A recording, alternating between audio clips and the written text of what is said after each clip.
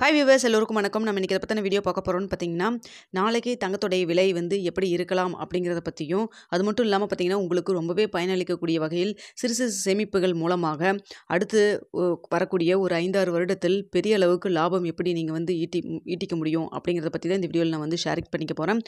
உங்களுக்கு இந்த வீடியோ ரொம்பவே யூஸ்ஃபுல்லாக இருக்கும். அதனால் இந்த வீடியோவை ஸ்கிப் பண்ணாமல் பாருங்கள். அதற்கு முன்னதாக நம்ம சேனலில் சப்ஸ்கிரைப் பண்ணாமல் இருந்தால் சப்ஸ்கிரைப் பண்ணிங்க, கூடவே பெல் பட்டனையும் கிளிக் பண்ணிக்கிங்க. வாங்க வீடியோக்குள்ளே போகலாம். இன்றைக்கி காலையில் நம்ம போட்டிருந்த வீடியோவில் தங்கத்தோட விலை எப்படி இருக்கும் அப்படின்னு சொல்லி நம்ம 8 மணிக்கு போட்டிருந்தோம். அதன்படி பார்த்தீங்கன்னா தங்கத்தோட விலை வந்து 10 ரூபாயிலிருந்து 25 ரூபாய் வரைக்கும் அதிகரிக்கான வாய்ப்புகள் தான் இருப்பதாக சொல்லியிருந்தோம். ஆனால் கடைசியில் பார்த்தீங்கன்னா உங்களுக்கு அந்த அப் வந்து மறுபடியும் கடைசி நேரத்தில் கொஞ்சம் டவுன் வந்ததன் காரணமாக, அது மட்டும் இல்லாமல் பார்த்தீங்கன்னா US டாலருடைய மதிப்பு, இந்திய ரூபாயின் மதிப்பு இதெல்லாம் கால்குலேட் பண்ணி கடைசியில் வந்து ரேட் எந்த ஒரு மாற்றமும் இல்லாமல் இன்று 22 கேரட் ஆபண தங்கத்தின் விலை 1 கிராம் 7215 ரூபாயிலேயே விற்பனை செய்யப்பட்டு வந்துட்டுருக்குங்க. நாளைக்கு எப்படி இருக்கும், அதிகரிக்குமா குறையுமா அப்படிங்கிறத பற்றியும் பார்த்துடலாம்.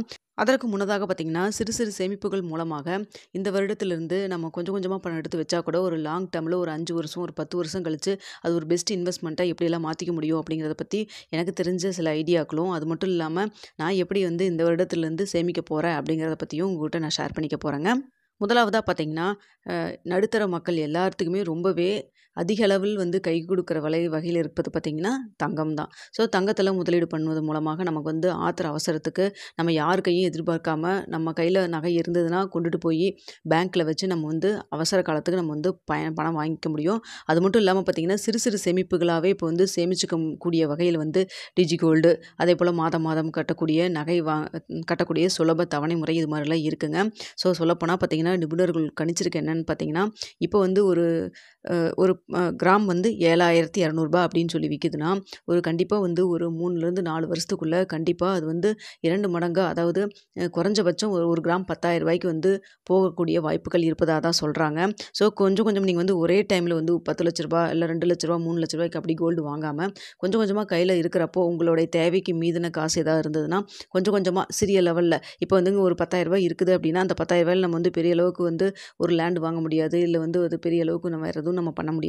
ஸோ அது மாதிரி இருக்கக்கூடிய பணங்களில் வந்து நீங்கள் வந்து கொஞ்சம் கொஞ்சமாக மில்லிகிராமில் காயின் வாங்குறதோ இல்லை வந்து கோல்டு பீஸ் இது மாதிரிலாம் நீங்கள் வாங்கி வைக்கும் பொழுது பார்த்தீங்கன்னா நீங்கள் ஒரு 60 ரூபாய் 70 ரூபா ஸ்பெண்ட் பண்ணாவே போதும். லாங் டேர்மில் ஒரு 5 வருஷம் கழிச்சு பார்க்குறப்போ கண்டிப்பாக அது வந்து 10,000 நீங்கள் போட்டு வச்சிருந்தீங்கன்னா அது கண்டிப்பாக உங்களுக்கு ஒரு 20,000 ரூபா 25,000 ரூபா அப்படி வந்து உங்களுக்கு வந்து ஒரு லாபகரமாக அமையும். நீங்களே பார்க்கலாம், நம்ம வந்து முன்னாடி அதாவது 2015 வந்து கோல்டு வாங்கினதுக்கும் இப்போ வாங்குறதுக்கும் எந்த அளவுக்கு வந்து இன்க்ரீஸ் ஆகிருக்கு அப்படின்னு சொல்லிட்டு இது வந்து நிபுணர்கள் சொல்லக்கூடியதுங்க. ஸோ அதனால் பார்த்தீங்கன்னா கோல்டில் நம்ம கையில் காசு கிடைக்கிறப்போ சிறு சிறு சேமிப்பாக நீங்கள் வந்து எடுத்து வைக்கிறது மூலமாக கூட நீங்கள் வந்து ஒரு நல்ல ப்ராஃபிட்டை பார்க்க முடியும் லாங் டேர்மில். இப்போ நீங்கள் வந்து இந்த வருஷம் வாங்கி வச்சுட்டு அடுத்த வருஷமே எனக்கு லாபம் கிடைக்குமா அப்படின்னு சொல்லி கேட்டிங்கன்னா அது ஒரு பெரிய கேள்விக்குறி தான். ஒரு லாங் டேர்மில் ஒரு 5 வருஷம் ஒரு 6 வருஷம் ஒரு 10 வருஷம் 8 வருஷம் அப்படி பார்க்குறப்போ கண்டிப்பாக உங்களுக்கு லாபத்தை அளிக்கக்கூடிய வகையில் தாங்க இருக்கும். அடுத்ததாக பார்த்தீங்கன்னா சிறு சேமிப்பாக நீங்கள் வந்து பேங்க்கில் கூட ஒரு FD RDயாக வந்து மாதம் ஒரு 500 ரூபா நான் எடுத்து வைக்கிறேன், 1000 ரூபாய் எடுத்து வைக்கிறேன். அது போல் பார்த்திங்கன்னா போஸ்ட் ஆஃபீஸ்லேயும் நிறைய நல்ல நல்ல ஸ்கீம்லாம் இருக்குது. ஸோ உங்களுடைய பெண் குழந்தைகளுக்கு அதே போல் பசங்களுக்கு அப்படின்னு சொல்லி நீங்கள் எடுத்து வைக்கலாம். இது மூலமாக பார்த்திங்கன்னா உங்களுக்கு ஒரு நல்ல வட்டியும் கிடைக்கும். அதே போல் பார்த்திங்கன்னா சிறு சிறு தொகையை எடுத்து வைக்கிறதன் மூலமாக உங்களுக்கு ஒரு குறிப்பிட்ட நாட்கள் கழித்து உங்களுக்கு ஒரு பெரிய தொகை வந்து கையில் கிடைக்கிறதுக்கான வாய்ப்புகளும் இருக்கும். அது மட்டும் இல்லாமல் பார்த்திங்கன்னா சிறிய தொகையை எடுத்து வச்சிங்கன்னா உங்களுடைய குழந்தைகளுக்கு படிப்பு செலவுக்கு, அது மட்டும் இல்லாமல் ஃப்யூச்சருக்கு, உங்களுடைய ஃப்யூச்சருக்கு எல்லாத்துக்குமே வந்து யூஸ்ஃபுல்லாக இருக்குங்க. ஸோ நீங்கள் அதையும் கூட நீங்கள் கன்சிடர் பண்ணலாம். இவ்வளோ நாளாக நம்ம வந்து எதுவுமே சேவ் பண்ணலினா கூட ஒரு 10,000 ரூபாய் வருமானம் இருந்தாலும் கூட ஒரு 500 ரூபாய் ஒன்றா கோல்டு இன்வெஸ்ட்மெண்ட் இல்லைன்னா வந்து இது மாதிரி 500 ரூபாய் வந்து எடுத்து சேவ் பண்ணி பணமாகவே எடுத்து வைக்கிற மாதிரி அது மாதிரி நீங்கள் வந்து எடுத்து வைங்க. கண்டிப்பாக உங்களுக்கு ஃப்யூச்சருக்கு ரொம்பவே யூஸ்ஃபுல்லாக இருக்குங்க. அடுத்தது பார்த்திங்கன்னா முக்கியமாக சொல்லக்கூடிய விஷயம் பார்த்திங்கன்னா, அதாவது நகை வாங்குற மாதிரி இருந்ததுன்னா நீங்கள் கையில் பணம் இருந்தால் வாங்குங்க. அதை தவிர்த்து நகையை வச்சு அந்த நகை மூலமாக வர பணத்தை, அதாவது நகை அடமானம் வச்சு அது மூலமாக வர பணத்தில் போய் நகை வாங்குறது வந்து நான் வந்து எப்போவுமே வந்து ஓகேன்னு சொல்ல மாட்டேன். ஏன்னு பார்த்திங்கன்னா வச்சு நம்ம வந்து கடனுக்கு வச்சு நம்ம நகை வாங்கிடலாம், அது சுலபமான விஷயந்தான். ஆனால் பார்த்திங்கன்னா அதை திருப்புறதுக்குள்ளே வட்டி ஏறிடுச்சுன்னா நீங்கள் வாங்குறதுக்கு மேலே நீங்கள் வந்து வட்டி அதிகமாக போயிடுச்சுன்னா உங்களால் கட்ட முடியாமல் போயிடுச்சுன்னா ரொம்ப சிரமமாக போயிடும். அதனால் உங்களால் சீக்கிரமாக கூடிய சீக்கிரமாக நான் வட்டி கட்டி நான் அசலும் திருப்பிடுவேன், நகையை திருப்பிடுவேன் அப்படின்னு உங்களால் முடிஞ்சதாக மட்டும் பழைய கோல்டு வச்சு புது நகை வாங்குங்க. அப்படி இல்லைன்னா அது மாதிரி இதை வந்து நீங்கள் வந்து அந்த மெத்தடுக்கு வந்து ஃபாலோ பண்ண வேண்டாங்க. அடுத்ததாக பார்த்திங்கன்னா தங்கத்தோட விலை நாளைக்கு குறையுமா அதிகரிக்குமா அப்படின்னு சொல்லி பார்த்துடலாங்க. இன்றைக்கி காலையில் பார்த்திங்கன்னா பெரிய அளவுக்கு அப் அண்ட் டவுன் டவுன் இல்ல. இப்போ வந்து நான் இப்போ மதியம் வந்து ஒரு மணிலேருந்து 1 மணி நிலவரப்படி பார்த்தா, தங்கத்தோடைய விலை வந்து குறைவதற்கான வாய்ப்புகள் தாங்க இருக்கு.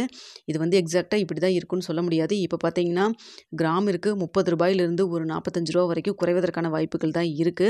ஆனா, இன்னும் நெறைய டைம் இருக்குங்க. ஈவினிங் கூட எப்படி மாறலாம். இல்ல நாளைக்கு காலையிலும் கூட மாறலாம். இல்ல வந்து இதே போல குறைஞ்சிட்டே போச்சுன்னா கூட, இன்னும் அதிகமாக குறைவதற்கான வாய்ப்புகளும் இருக்கலாம். எப்படிங்கிறது தெரியல. இப்ப இருக்கிற ஸ்டேட்டஸ் மட்டும் பார்த்தீங்கன்னா, குறைவதற்கான வாய்ப்புகள் தாங்க இருக்கு. எல்லாத்தோட எதிர்பார்ப்பும் கிராமுக்கு அட்லீஸ்ட் ஒரு ரூ. 100 ரூ. 200 குறைஞ்சு ரூ. 7,000 கீழ போகணும். ஒரு கிராம் ரேட் வந்து ரூ. 7,000 கீழ போகணும் அப்படின்னு சொல்லி எதிர்பார்த்துட்டு இருக்கோம். ஸோ பார்த்தீங்கன்னா, இன்று வந்து காலையில பெரிய அளவுக்கு அப் அண்ட் டவுன் இல்ல. இப்போ 1 மணி நிலவரப்படி பார்க்குறப்போ கொஞ்சம் டவுன்ல தாங்க இருக்கு. இதே ஸ்டேட்டஸ் மெயின்டெயின் ஆச்சுன்னா, நம்மளுக்கு வந்து கண்டிப்பா குறைவதற்கான வாய்ப்பு இருக்கு. இருந்தாலும் ஒரு 8 மணி கிட்ட தான் நம்மளுக்கு வந்து ஓரளவுக்கு தெரியுங்க. அது மட்டும் இல்லாம நாளைக்கு காலையிலயும் 8 மணிக்கு உங்களுக்கு வந்து அது என்ன ஸ்டேட்டஸ்ல இருக்குதுங்கிறது தெரியப்படுத்துறேன். இப்போதைக்கு ஸ்டேட்டஸ் என்ன அப்படின்னு பார்த்தீங்கன்னா, குறைஞ்சிட்டு இருக்குது. ஸோ அதனால தான் உங்களுக்கு நான் தெரியப்படுத்துறேன். ஏன்னா இந்தியாவுல நம்ம இதில பார்த்தீங்கன்னா, நமக்கு ரேட் இன்னைக்கு ஃபிக்ஸ் பண்ணிட்டாங்க. இனி நாளைக்கு தான். அதனால பார்த்தீங்கன்னா, நாளைக்கு காலையில 10 மணி வரைக்குங்கிறதுக்கு இடைப்பட்டல ரொம்ப அதிகமான டைமே இருக்கு. எப்படி வேணா இன்னும் சேர்த்தி குறையவும் சான்ஸ் இருக்கு. இல்ல அதிகரிக்கவும் சான்ஸ் இருக்கு. ஸோ நம்ம வெயிட் பண்ணி பார்ப்போங்க. இப்ப இருக்கிற நிலவரத்த பத்தி நான் சொல்லிட்டேன். ஓகே வியூவர்ஸ், உங்களுக்கு இந்த வீடியோ பிடிச்சிருக்குன்னு நினைக்கிறேன். பிடிச்சிருந்தா லைக் பண்ணுங்க, ஷேர் பண்ணுங்க. மறக்காம சப்ஸ்கிரைப் பண்ணிக்கங்க ஃப்ரெண்ட்ஸ்.